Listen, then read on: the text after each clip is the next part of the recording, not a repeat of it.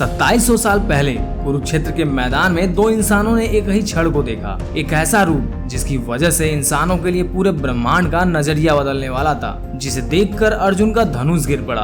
और जब संजय ने 100 किलोमीटर दूर बैठे हुए देखा, उनके मुख से सिर्फ एक शब्द ही निकला, ये कोई आम इंसान नहीं है। क्या ये सिर्फ एक धर्म की बात थी जिसे दूसरे धर्म के लोग एक कहानी कहते हैं, या फिर क्वांटम फिजिक्स, माइंड एक्सपेंशन और कॉस्मिक एनर्जी जैसी चीजों की शुरुआत? यह कोई साधारण कथा नहीं है, यह उस क्षण की कहानी है जब इंसानों ने पहली बार भगवान को देखा था, उसकी असली, विशाल, डरावनी और दिव्य शक्ल में। और विज्ञान आज भी उस अनुभव को समझ नहीं पाया, जिसने समय, तर्क और चेतना सबको पीछे छोड़ दिया। क्योंकि इस युद्ध में जो हुआ वो आज भी कोई विश्वास नहीं करता है। कोई इंसान 18 दिन तक चल रहे महायुद्ध को पल पल लाइव कैसे देख सकता है? ना कैमरा था, ना स्क्रीन, फिर भी मानो सारा का सारा सीन आंखों के सामने चल रहा था। और वो भी कोई आम इंसान नहीं, एक ऐसा राज दरबारी जो राजा को सब कुछ सुना रहा था, जो उसने देखा ही नहीं था। नाम था संजय, और जो उसके साथ हुआ वो सिर्फ एक कहानी नहीं, एक रहस्य भी बन गया, जिसे आज तक कोई सुलझा नहीं पाया। कुछ लोग कहते हैं उसे दिव्य दृष्टि मिली थी,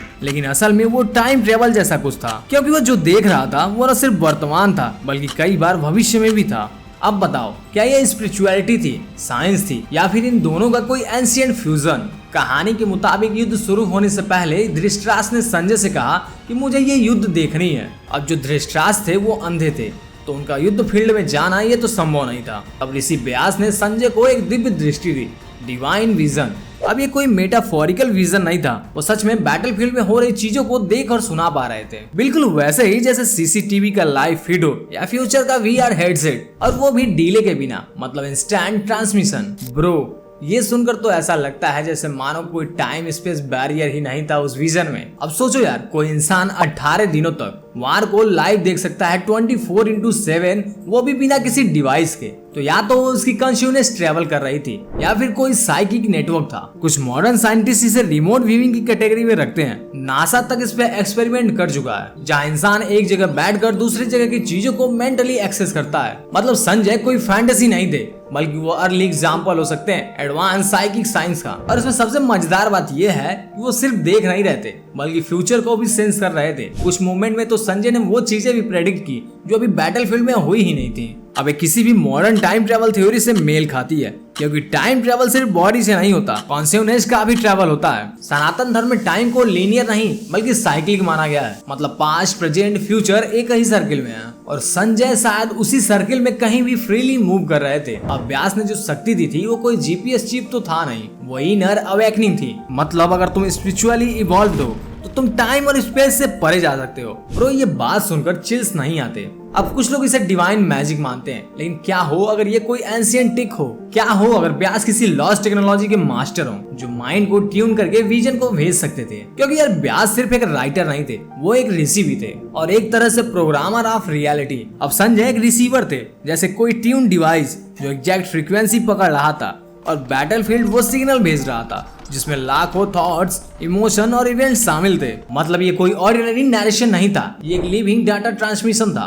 ब्रो, ऐसा लग रहा है जैसे माइंड से माइंड का एंशिएंट इंटरनेट चल रहा है। अब थोड़ा ध्यान देते हैं, संजय ने जो डिस्क्राइब किया उसमें कोई लैग नहीं था। मतलब जैसे ही कुछ हुआ उसी सेकंड उसने बता दिया। अब मॉडर्न फिजिक्स कहती है कि लाइट को भी एक दूरी तय करने में टाइम लगता है, लेकिन यहाँ तो इंस्टेंट फीड थी, बिना किसी सैटेलाइट के। तो या तो बैटलफील्ड उसी डायमेंशन में था, या फिर संजय का माइंड उसी डायमेंशन में पहुंचा हुआ था। अब ये चीजें सिर्फ स्पिरिचुअल नहीं बल्कि क्वांटम साइंस का भी हिस्सा बन जाती हैं। और यही एंशिएंट टेक की ब्यूटी है, वो डिवाइन दिखाती है लेकिन कंप्लीटली लॉजिकल हो सकती है। क्वांटम इंटेग्रेमेंट में भी यही कहा जाता है, दो चीजें स्पेस से अलग होकर कनेक्टेड रह सकती हैं। अब सोचो, क्या व्यास और संजय के बीच कहीं ऐसा ही इंटेग्रेमेंट तो नहीं था, जहां एक ने एनर्जी भेजी और दूसरे ने रिसीव की, बिना किसी डिवाइस के? और कॉन्शियसनेस ने डिस्टेंस को भी बाईपास कर दिया, टाइम के साथ खेलने भी लगा। इसलिए संजय फ्यूचर और पास्ट दोनों देख सके, क्योंकि उसका विजन सिर्फ फिजिकल आइज नहीं थी। और जब भगवान कृष्ण ने अपना विराट रूप दिखाया, तब संजय की भी आंखें भर आई थी। मतलब विजन सिर्फ बैटलफील्ड का नहीं, स्पिरिचुअलिटी, रियल्स का भी था। अब यहाँ एक बड़ा सवाल उठता है, क्या व्यास ने संजय को सिर्फ विजन दिया या फिर उसे टाइम ट्रैवलर बना दिया? क्योंकि संजय की बातों में बार बार मेंशन आता है, अब ये होगा, अब वो कहेगा।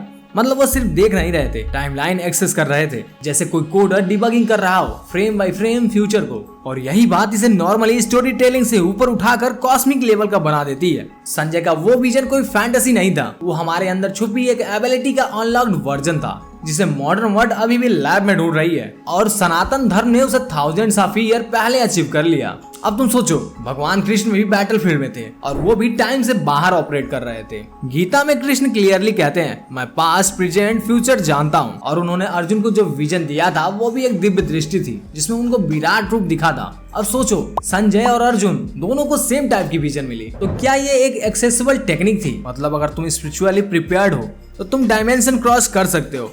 इसलिए सनातन धर्म में मेडिटेशन को एक टेक्नोलॉजी की तरह यूज किया गया है। ये सिर्फ पीस पाने का तरीका नहीं, कॉन्शियसनेस को अनलॉक करने का बात है। अब मॉडर्न वर्ल्ड में हम VR सेट से इमर्शन महसूस करते हैं, पर क्या वो दिव्य दृष्टि का अल्ट्रा लो टेक वर्जन है? संजय की विजन एक ऐसा इंटरफेस थी जो टाइम, स्पेस और एनर्जी को जोड़ता था, और व्यास जैसे सेग उस कोड को जानते थे, उस स्विच को एक्टिवेट कर सकते थे। अब जरा तुम सोचो, वो टेक्नोलॉजी फिर से रीडिस्कवर हो जाए तो क्या हम रियल टाइम स्पेस मिशन बिना रॉकेट के देख पाएंगे, या फिर पास्ट की घटनाएं खुद जाकर विटनेस कर सकेंगे? अब बात सिर्फ संजय की ही नहीं है, कई और एग्जाम्पल भी मिलते हैं महाभारत में। कई बार कैरेक्टर्स को बिना फिजिकली वहां गए घटनाओं की पूरी जानकारी होती है। द्रौपदी का चीरहरण, भीम की प्रतिज्ञा, कर्ण का श्राप, ये सब कुछ मोमेंट्स ऐसे थे जहाँ टाइम पॉज या फास्ट फॉरवर्ड हुआ। महाभारत में टाइम मैनिपुलेशन नॉर्मल सी चीज थी, लेकिन मॉडर्न फिजिक्स अभी तक वहाँ पहुंची भी नहीं है। सनातन टेक्स्ट इसे माया कहते हैं, कंट्रोल इल्यूजन या प्रोग्रामेबल रियलिटी। और अगर ये प्रोग्रामेबल है तो संजय उस सिस्टम में एक रिमोट ऑब्जर्वर थे। तो तुम ही बताओ, ये फैंटेसी है या फिर एडवांस स्पिरिचुअल टेक?